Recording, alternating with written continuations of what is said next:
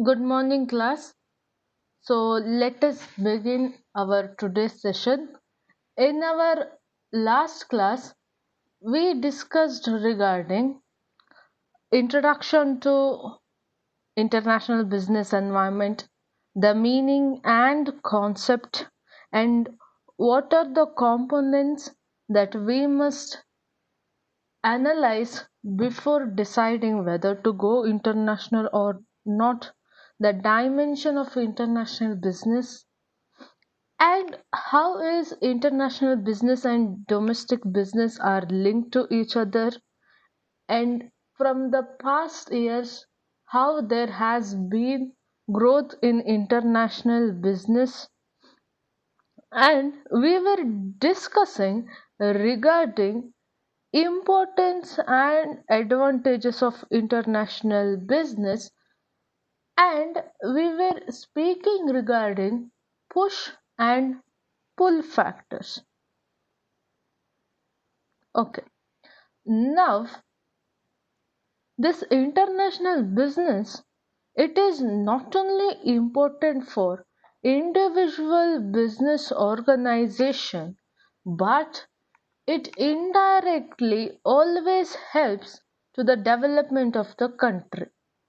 Now, whenever a business goes international, primarily all the factors can be divided into two different things. It could be pull factors or it could be push factors. Now, pull factors refers to all those attracting factors or aspects or attracting major advantages which would be attracting business organizations to do business in their country. Or in other words, all these factors are the opportunities, or in other words, the profitability factors for an organization. Now, push factors are those factors which forces any business organization to start business in some other countries. Now, these push factors mainly would be present due to some of the problems that would be present in the domestic markets. Now, these problems could be inflation, it could be increased competition also. So, now here pull and push, the result of both are same. That is, the organizations will go international. But then these two are opposite to each other. One attracts, one more forces the business organization. But always we should remember is the result of both are that the individual organizations would go international. Now there are some of the factors which are, it could be both push factor or pull factor. To begin with, the first one is profits. Now, profit is one such factor for which, or with the aim of having profits, any business organization would be starting its business. Now, it is also one such important factors for which all the business units focuses. Now, if at all you are a such organization which is doing business only in your domestic place or domestic country, what happens is that after a period, there comes a point in every business wherein it reaches the stage of saturation. Now, saturation is such a thing or such a point of time in a business organization's life wherein no matter how research and development you do, no matter how much wide variety of products you produce for the market, no matter how good you are being in the market, there would be no more increase in the market share or opportunities for your organization to increase the growth further. At that point of time, going international helped the business organizations to locate new markets, which gives it new opportunities. Now, sometimes it is also possible that companies earn more profits in international markets more than compared to their domestic market. Now, when we go international, definitely it also helps the business to increase their turnover in a long run. And when the turnover increases, definitely the goodwill and also the reputation of the company. Now, one thing here you'll have to remember is that turnover is not profit. Now, turnover and profits are two different things. Okay, profit is all that would remain in your hand after meeting all the expenses. Now your expenses and profit together makes the turnover. The next one is foreign investment. Now foreign investment is also one such factor which is crucial for any business that is going international. Now, this foreign investment helps the business in financial aspects and also capital, which is very much important for these business organization, you know, to undergo the long-term plans. Now, for that matter, without capital, companies, could it be small or big? Could it be domestic or the one which is already situated in many countries? These companies cannot survive or neither can they expand their business.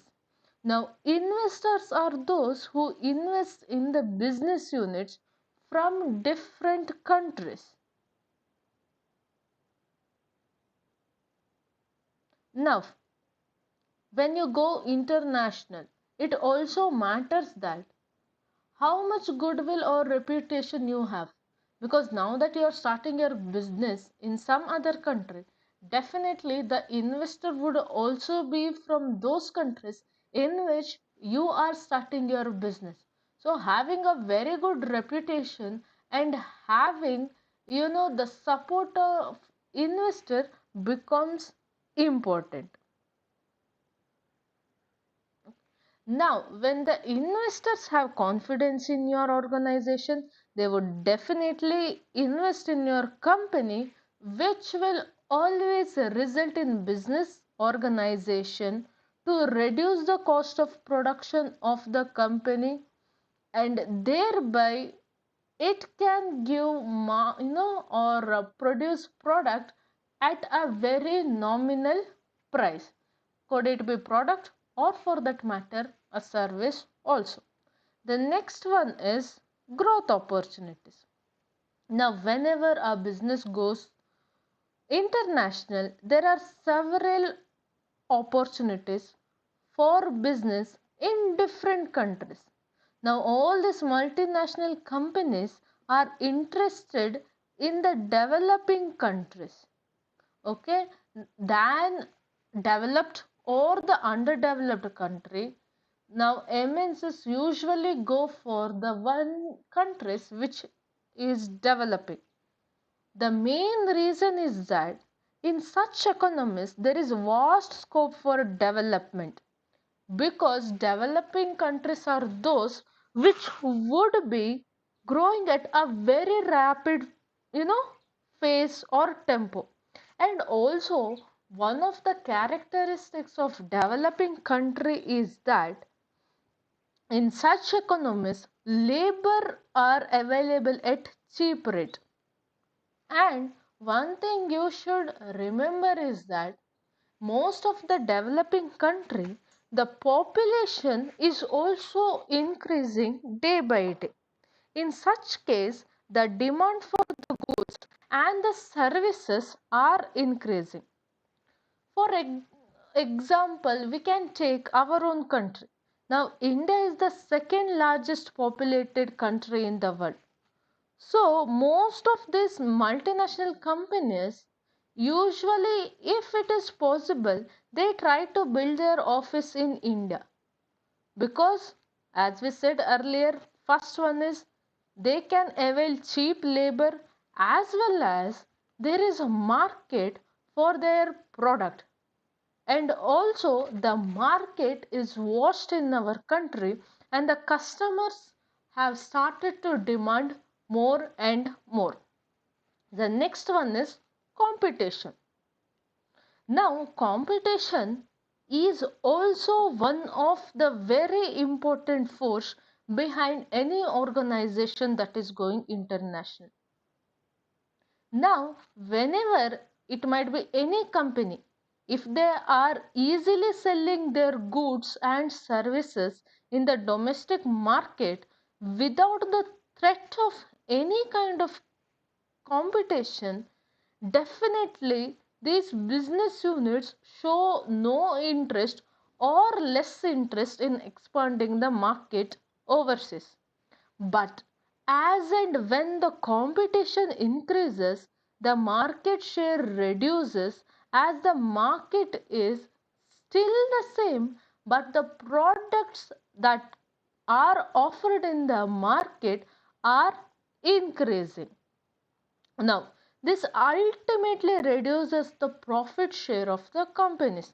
So, these companies are forced to search new markets, for which the only option they have is that, along with the domestic market, they try to find some other markets. So, this competition is regarded as push factor.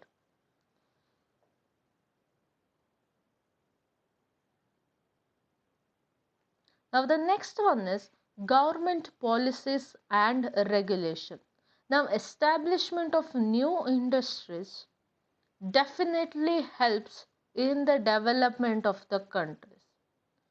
And for this reason, the government will always prefer to have new policies or laws, to attract these industries in their economy or countries.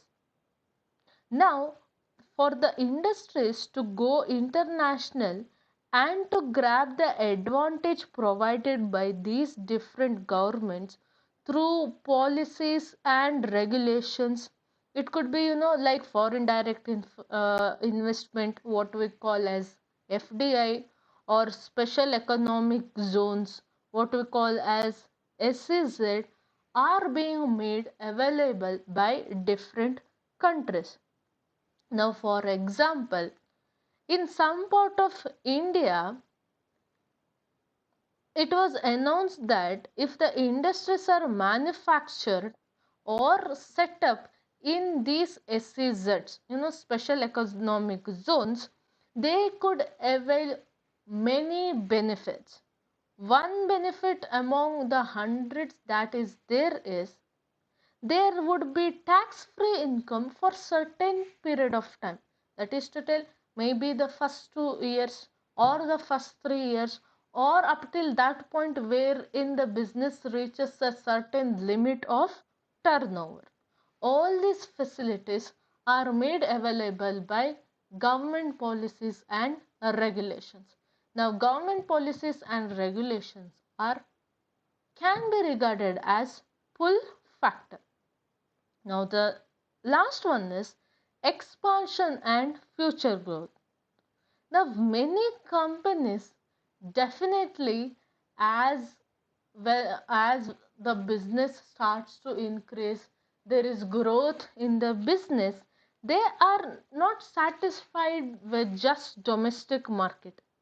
Now, they intend to, acquire more and more market share, and also their aim would be to come up with such a brand which would be known worldwide.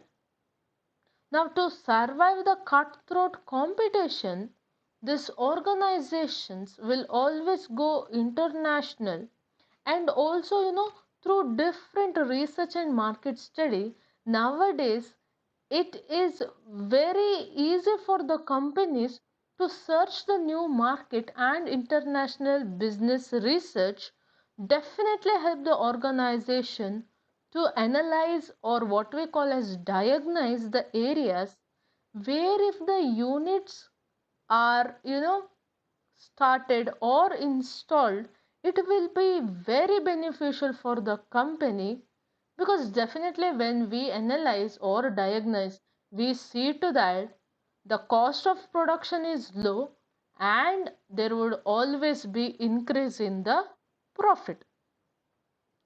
Now, we should always remember that this international business is not only the export and import of goods and services, it is also, along with this thing, exchange of culture and tradition between two different countries that are doing business. Now, international business is very important for economy, as it provides with the products which are not available in the domestic market. Definitely that is one of the advantage. But now these products or this business is also very much necessary for the survival. For example, we can take the example of medicine. Now, uh, one of the diseases that is found worldwide is cancer. It is present in every country, and it is going to be present definitely in every country. It is not such a disease which can be cured completely. Now, cancer patients are present all over the world in almost all the countries. But the medicines that are being manufactured for this particular disease might not be present in every country. So, during such situations, or for facing such situation, international business definitely helps.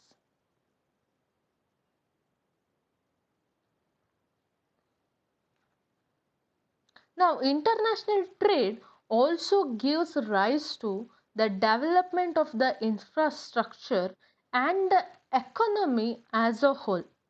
And also, if we are speaking in particular, development of the economy, or increase in the infrastructure of the economy, simply means that it contributes towards maybe the gross domestic product, maybe the balance of payment, the export, and also for the overall development of the country. And not only that, it also benefits the country or the host country, through investment, to revenue generation, production, and employment. In the sense, yes, I'm going to do my business internationally now. So I'm going to invest in some other country. So for the country in which I'm investing, they're having the investment opportunity. And when I invest, definitely they are going to earn some kind of revenue. And if not all, but there would be some kind of employment generation for those country. And also they would have a chance at their disposal a new kind of product also. And but we should always remember that this international is definitely beneficial, but it might not be beneficial for everyone. It boosts the companies, and only those companies who have large capital source. But we should remember that every company does not have the funding to expand the business to the global level. For them, local market might be the only source of survival, but big industry dominate this local market and impact the profit of small industries also, and ultimately these big industries might threat the survival of this local or small businesses. So therefore, to support these small units, now the government supports them with the different strategies for the growth of the industries. But we should always keep it in mind that the laws and regulation of every country are different, and culture and traditions are also different for different countries.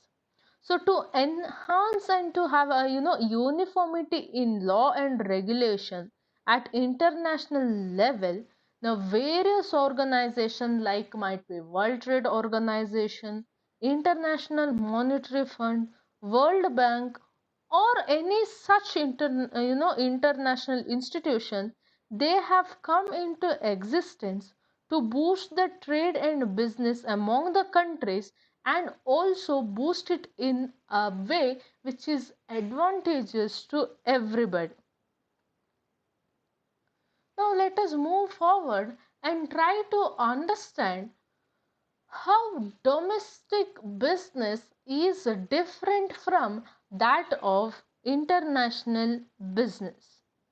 Now, in this current scenario, you might have observed this, that the world has become something what we call as multipolar world, where more and more economies of the world are moving towards a free market area or a free market regime.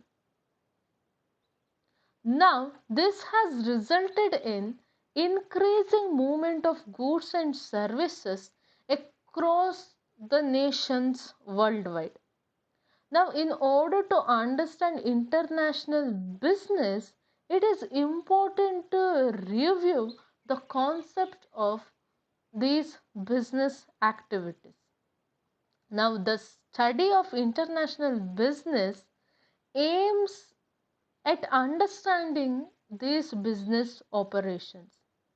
Now, as they operate in an international context, it is definitely going to be different from that of domestic one. Now, it refers to all those business activities which involve cross-border transaction of goods, could be services, could be resources between two or more than two nations. Now, not only when we speak of business, we should also keep that in mind. Transaction of economic resources are also included in it. Now, this economic resources could be, you know,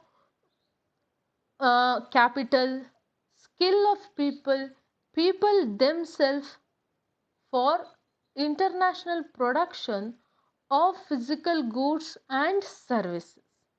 Now, it could be in the form of finance, banking, insurance, construction, etc. Now, although the same principle applied to the business of goods and services in domestic and foreign business, there are some special consideration which must always be kept in mind while we prepare strategies for penetration of the foreign market. Now, penetration is nothing but for grabbing the foreign market.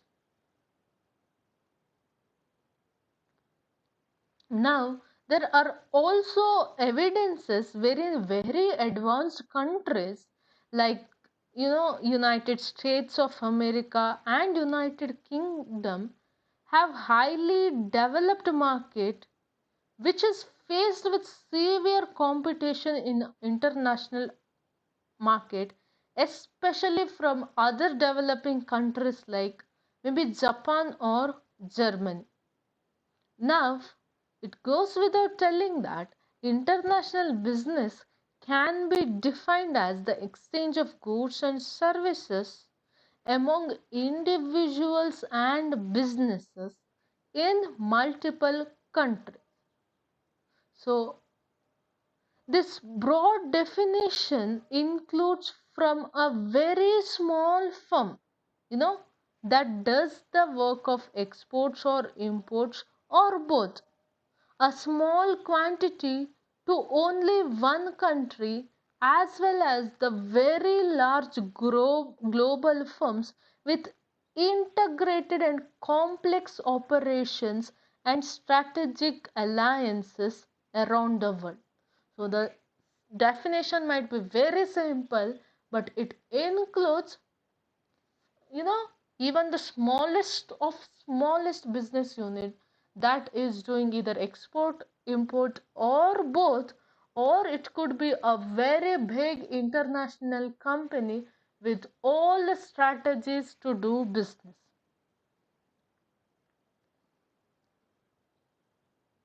So now within this broad, definition, distinctions are often made among different types of international firms, and these distinctions are always helpful in understanding a firm's strategy, might be organization, and also the functional decision. Now, one distinction that can be helpful is the distinction between multi-domestic operations, you know, with independent subsidiaries which act essentially as domestic firms, and thus a global operations with the integrated subsidiaries which are closely related and interconnected. Now, this may be thought of as the two ends of a same continuum. Now, there are many possibilities in between. Now, these firms are unlikely to be at one end of the continuum, though, as they often combine various aspects of all these multi domestic operations along with the aspects of global operation. Now, for that matter, the ultimate success of the firms depends primarily on how well does the organization perform outside its marketplace. That simply means to tell it is not about what do you have, but it is about how you are going to face the challenges that you were never ready for. Now, this requires knowledge of the market. Therefore, the first task of any organization or firm would be to study its prospective buyers. Now, when we speak about buyers or customers, now who are these buyers and where would they be? So, the second task of the firm is to, once after finding these buyers, they'll have to develop the product or satisfy the customers, especially both their needs and wants. So, once after that is done, the third is to set, precise, or in other words clear cut terms for these products that should in a way be appear for the customer in a reasonable price, and while at the same time it should return fair products conveniently available for the buyers. And in addition to all these things, the firms should also monitor the marketing activities of both the domestic and also international competitors to be successful in the market. Now, as a firm moves across the nation, it is faced with increasing uncertainties, and these uncertainties definitely increases the risk. Now, there are differences in the taste and preferences of consumers. The language barriers would be there. There would be difference in cultures. The economic conditions would be diverse. Now, these laws and other, multitude of laws and regulations would be more in number. And also, there are, increasing investment in terms of money, and the markets should always have to wait and work hard before getting success. And to speak about international business, moreover, it has diverse forms and methods, and their choice depends on many factors. Now, although this international business entails, similar basic concepts and practice as domestic business, these concepts and practices that are being conducted in domestic country can never be applied in the international business, as there is always the risk of being failure. So it becomes important that a firm has to carefully analyze various factors before launching itself into an international market. So let us now try to understand some of the factors which differentiates domestic business from that of international business. Now, for that matter, both this domestic as well as international business begins with consumer and also ends with consumer. Now, the success of business depends upon how well can it satisfy the basic requirements of the consumers.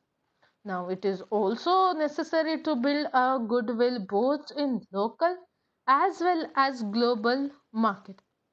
So the difference between international and domestic business lies in the environment in which the two take place.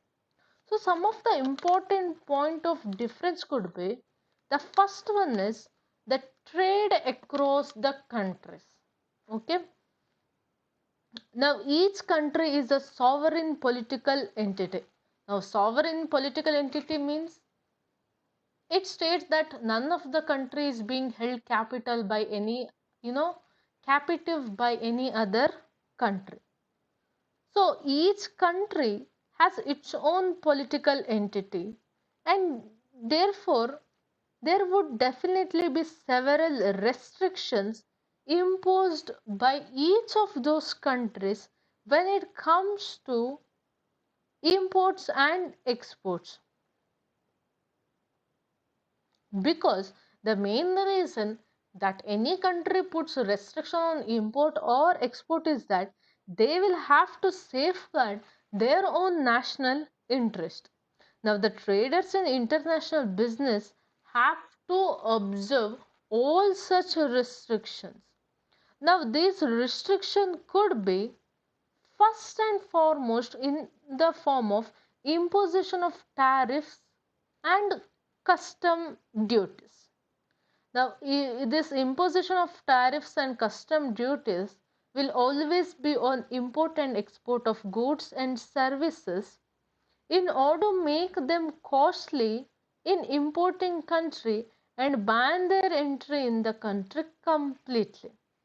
That is to tell, now these measures could be taken, to safeguard the domestic countries. But what happens is that no matter when a country goes for exporting, it is not only exporting, something in return they'll have to bring back to the country. So whenever you put a restriction on, importing, definitely it would become difficult for the country to export its goods also. So now, as we discussed regarding World Trade Organization, it is one such institution which put efforts, you know, to see to that the business between the countries are done fair and in a free way.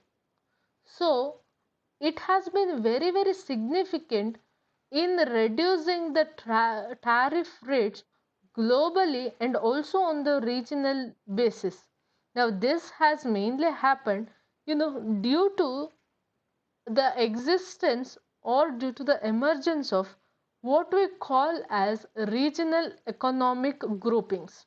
It could be like NAFTA, SAPTA, or your European Union for that matter. Now, first one could be imposition of tariffs and custom duties. The next one is there is also sometime what we call as quantitative restriction. Now, these quantitative restrictions are also imposed with the intention to restrict trade in some specific commodities. Now, this would be done with the aim or objective of protecting of home industry from the competition of the foreign commodities. Now, this quantitative restriction is different that of import and export. Import and export tariff is that on whatever you either sell or whatever you buy, what goes out of the country or comes into the country, you will have to pay some kind of tax above the price that you are bringing. For the price you will pay the tax. But quantitative restriction is that here it is not the price of the goods, but it would be the quantity. Now one of the goods that is importing could be any of the food grain, might be on the total import that could be made, there would be restriction in terms of how much thousand tons of food products could be brought into the country. Once after it reaches that point, no more quantity of goods could be imported. Now there is one more kind of restriction that is called as exchange control. Now it is one more type of restriction imposed by almost every country. The government in some cases does not necessarily ban the entry of the goods in the country, but the importers will not be allowed the necessary foreign exchange to make payment for the goods imported. That is to tell, from the face they would be like, okay, you are bringing in the goods, you can definitely bring, there would be no restrictions stated. But when it comes to foreign exchange, they will not provide you with the exchange resource that is necessary. So when that is not there, definitely you either cannot import goods or you will not have the money to pay it for your exporter. The next one is diverse legal system.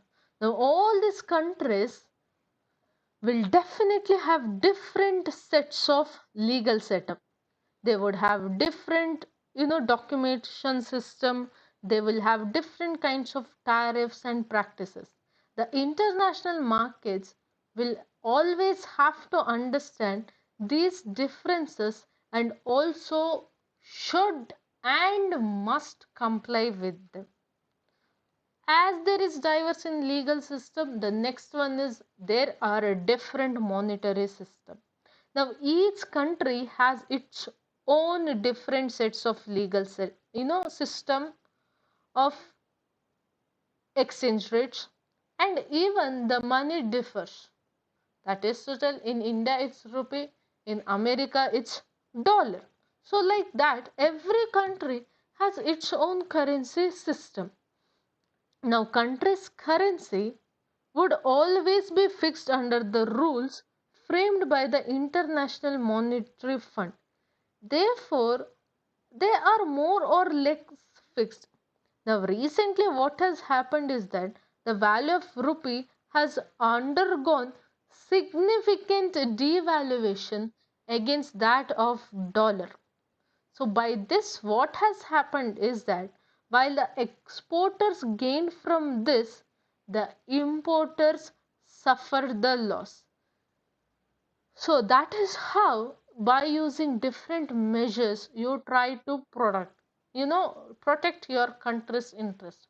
Now, whenever the rupee was devalued, might be as against that of dollar, what has happened is that earlier might be for $1 you had to pay 40 rupees, 50 rupees. Now it is almost double. You'll have to pay 80 rupees. That is, if you give 80 rupees, you would be getting $1 for yourself. So when that happens, what happens is that for the person who is exporting, he'll have more and more money. But for the importer, he'll have to spend more and more. The next one is lower mobility of factors of production. Now, mobility of different factors of production is definitely less between nations than it can be in the country itself. But with the improvement in business, it could be in terms of air transport, especially the mobility of human resource has increased a multifold time. The next one is difference in market characteristics. Okay. Now, market characteristics are different in each segment. When we speak about characteristics of market, it could be the demand pattern, the channels of distribution, it could be methods of production or any other characteristic of a market. Now all these things would definitely be different from market to market. If we take each country a separate market, we can assume different market characteristics there. Now these differences are present due to existence of government controls and regulations, and also there is difference of degree also. Now the last one that could be is that differences in procedures and document. Now the laws of the country and customs of trade in each country demand different procedures and documentary requirements for the import and export of the goods and services. Now, the traders residing in one particular territory will have to comply with these regulations and customs if they want to import or export of goods and services. So by having discussed all the above points of difference, we can say that the two business system, international and domestic, are quite different, as each country has to protect its own interest, could be political and also financial, and it has to put certain restriction on foreign trade import to a trader, and this would be quite different as compared to domestic business. Now, restrictions are also there in domestic business, but the procedural system and the rules and regulations will always be equally applied in all parts of countries, and these definitely would be well known to all those who are concerned. So for this session, let us wind up here, and for our coming session in the next week, we shall discuss the approaches to international business and other connected topics. And it reminds me of telling you all that you should come up with